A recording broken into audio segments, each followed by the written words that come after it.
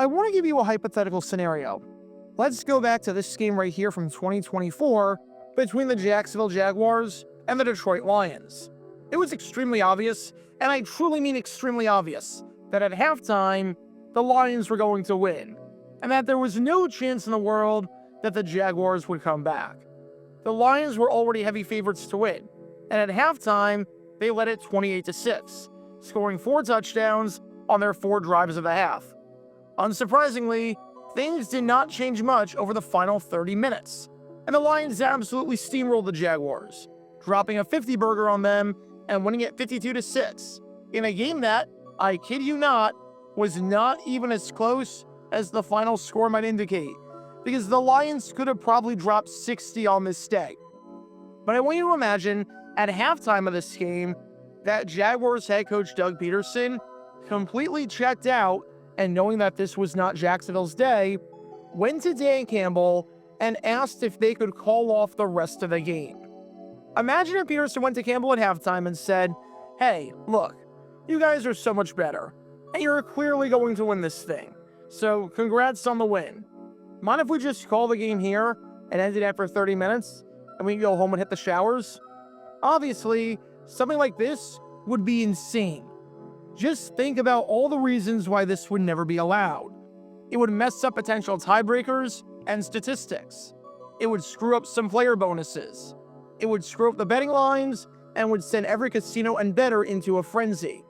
Fans could demand refunds and file lawsuits because they bought the ticket under the assumption that they would get a 60-minute game, and they did not. It would set an extremely dangerous precedent. So even though I really didn't want to watch the second half of this game, because everything about this game and this season sucked as a Jaguars fan, you had to play it because, well, that's the rule. So why do I bring this hypothetical scenario up? Because this man right here is San Francisco 49ers head coach Frankie Albert. You might know him best for his quarterbacking ability, and Albert was a fine quarterback who is fondly remembered in 49er history for his on-the-field contributions. He led the AAFC in passing touchdowns in 1948 and 1949, was named an AP second-team All-Pro 3 times, was named MVP of the AAFC in 1948, and by the time his NFL career ended in 1952, he was 4th all-time in passing touchdowns, as one of just 4 players, alongside Sammy Baugh, Sid Luckman, and Otto Graham, who had over 100 touchdown passes. And all 3 of those aforementioned guys are in the Hall of Fame. But even though Albert was a fine quarterback and a fine football player, his head coaching abilities left a lot to be desired. And perhaps nothing exhibited his inefficiencies as a head coach more than what happened in 1958, his final season as a coach in the league, when a game was going so poorly that instead of finding ways to make adjustments and right the ship, he was looking for ways to forfeit. Seriously, imagine a coach trying to forfeit in the middle of a game because the game was going that poorly and he thought his team had no chance at coming back. Yep, that's exactly what happened nearly 70 years ago, and it deserves a deep dive all these years later. Because this is the story behind the 1958 battle between the San Francisco 49ers and the Los Angeles Rams, and when the Niners head coach wanted nothing more than to throw in the towel. Make sure you hit that like button down below, subscribe, hype up that video, and turn on that notification bell so you don't miss a single video that we post on the channel, because we post every single day on here about the weird and the wacky history of the NFL with stories like this one that you may not have heard of before. So if you like that sort of stuff and want to learn more, then this is definitely the place for you. Thanks in advance for liking and subscribing, and for hyping up the video, and for helping us grow this community. And with that in mind, let's talk about the time that the San Francisco 49ers felt more like the San Francisco 40-winers. Before I break down the incident in question, and just how bizarre it was, because just the thought of something like this happening today seems absurd, we need some context to understand the importance of the game at hand, as well as how the game was going, which, as you can probably guess, was not too well for San Francisco. It's November 9th, 1958. It's week 7 of the NFL season, and as we're in the second half of the year, we've got a California battle between the San Francisco 49ers and the Los Angeles Rams in front of over 95,000 fans at the Los Angeles Memorial Coliseum. Both the Rams and the 49ers entered this game at 3-3, and to say that this is a must-win for both teams would be putting it lightly. Back in 1958, only the winner of each division made it to the championship. If you weren't first, for all intents and purposes, you were last. The Baltimore Colts led the West with a perfect 6-0 record, so they sat 3 up on both the Rams and the 49ers. That's a pretty sizable lead with 6 to go. However, the Colts still had to play the 49ers twice and the Rams twice, so whoever won this game actually positioned themselves nicely, if they could run the table, to make it to the playoffs. Whoever lost this game, however, would be just about dead in the water, as if you're sitting at 3-4 and below 500 with 5 games to go under this format in the 1950s, you're screwed. And for the 49ers, who were off to a rough start this season despite their 3-3 record, as they boasted the second worst point differential in the league at -53, and the second worst offense in the league, having scored just 100 points through 6 games, or barely over 16 points per game, this was a chance to make a statement. They lost to the Rams on their home field back in Week 2, and that game wasn't even remotely close, as the 49ers lost it 33-3 while turning it over 5 times, and while getting outgained 362 to 186 in total yardage and 23 to 11 in first downs, with the Rams just about doubling the 49ers in every major stat. Los Angeles scored the final 30 points of that game, and it was a runaway in every sense of the word. Now, with the Rams playing the 49ers in Los Angeles, and with the Rams having won the previous battle by 30 points, or 5 possessions back then, since there was no 2-point conversion, no one was giving San Francisco much of a chance at winning this one, as the Rams entered as heavy favorites. This was a game that the 49ers had to win. No ifs, ands, or buts about it.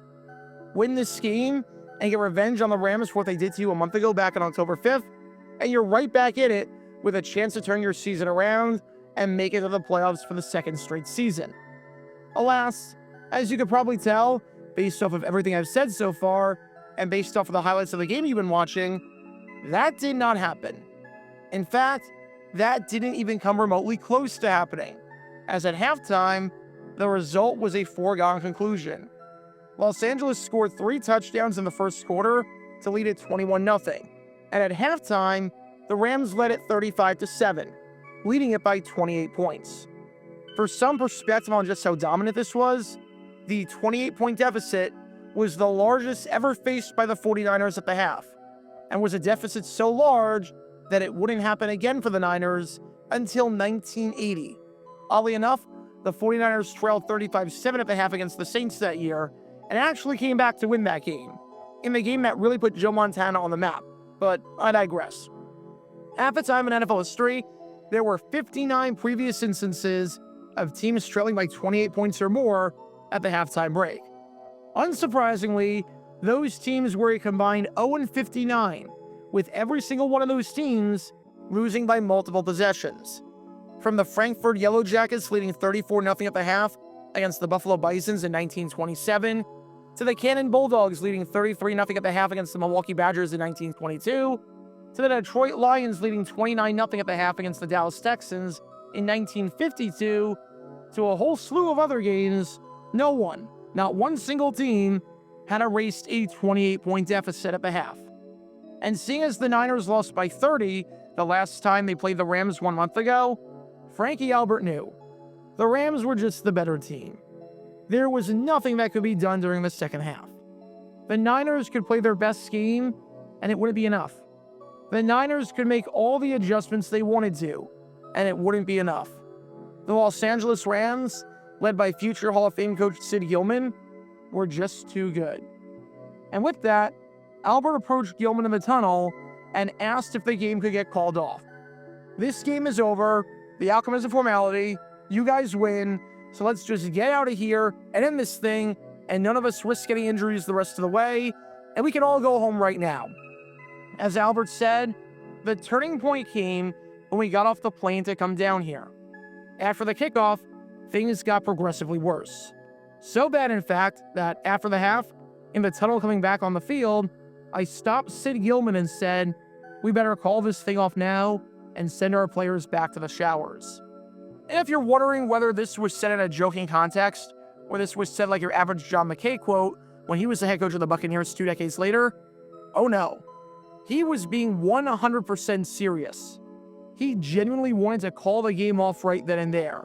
And Sid Gilman even confirmed as much during his press conference, as he said unprompted during the halftime break that Albert asked him, "Would you mind if I tell our boys to take a shower and go home?" For two opposing coaches to converse in the middle of a game is something that you don't see.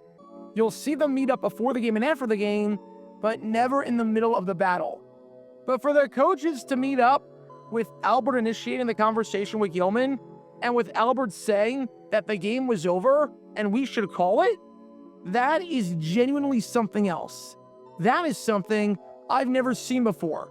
And I'm going to take a wild guess and say that it's something that we will never see again. Seeing as with all the mics that pick up everything, any coach who gets caught saying something like that would be fired on the spot. And the NFL would issue a hefty fine for a coach trying to end the game early unilaterally. Not for player safety reasons, like a preseason injury or like what happened with Damar Hamlin, but just because the game was so ugly and his team was behind by so many points and he didn't want to play anymore. Unsurprisingly, the game continued, as neither Gilman nor the NFL allowed Albert to just quit and have the 49ers give up after 30 minutes. And unsurprisingly, the rest of the game sucked, as the Rams extended their lead and won it by a final score of 56-7, scoring in every quarter while picking up an astonishingly high 577 yards of total offense on 324 rushing yards, with Rams starting quarterback Billy Wade putting together one of the greatest passing performances in NFL history at the time, going 14 for 19 with 256 yards, 4 touchdowns, no picks, and a passer rating of 155.2, just 3 points shy of a perfect rating, all while rushing for a touchdown too. The 49ers turned it over 5 times, and the Rams had a whopping 4 touchdowns that were at least 64 yards in length, so they were making explosive plays all throughout the day. This was, unsurprisingly, the largest loss in 49ers history at the time. Albert had already been criticized for his poor coaching, with one writer saying on his criticisms of Albert after the game, "These comments are not necessarily made with 2020 hindsight, for Albert has heretofore revealed his coaching inexperience and inadequacy in various and assorted ways," which legit feels word for word exactly what I'd say is my intro to dumb decisions if I had a YouTube channel back in the 1950s. And this definitely didn't help matters much. Not just getting embarrassed against your in-state rival, but literally asking the other team if you could quit and if the game could be called off. Unsurprisingly, Albert did not return to the 49ers in 1959, as he retired after the 1958 season. And I can see why he wasn't a coach for much longer after a game like the one he'd been watching this entire time. So what did we learn from all of this? When the going gets tough, ask the opponent if you can quit. Seems like a good strategy. Just throw in the towel and fold right then and there. Let the other team know you think they're better and that you have no desire to continue the game because you have no chance at coming back. And not even in a reverse psychology kind of way, but rather because you genuinely mean it. The irony in all of that, considering Albert was on the sidelines 1 year prior as the head coach when the 49ers lost to the Lions in the playoff, where the Lions erased a huge deficit and pulled off one of the greatest comebacks in NFL history, is astonishing. If belief was a scale, then Ted Lasso is at one extreme, and Frankie Albert is very clearly at the other, especially if this 1958 game against the Rams was any indication. Because on this day in 1958, considering how Frankie Albert viewed his team and viewed this game, it's no surprise that the 49ers lost by 49. Check out our live streaming schedule for the next few days. We're live every single day on this channel, whether we're covering a sporting event or playing GeoGuessr or just taking your requests. So make sure you like and subscribe and turn on the notification bell so you don't miss a single time that we go live and so that you can join this community. Also, thanks to all our members and our Patreon supporters, who get exclusive perks like their name at the end of each video, members-only Q&A streams, and cool emojis to use on videos and during streams. See how you can join this community and become a member or a Patreon member by clicking the link in the description below.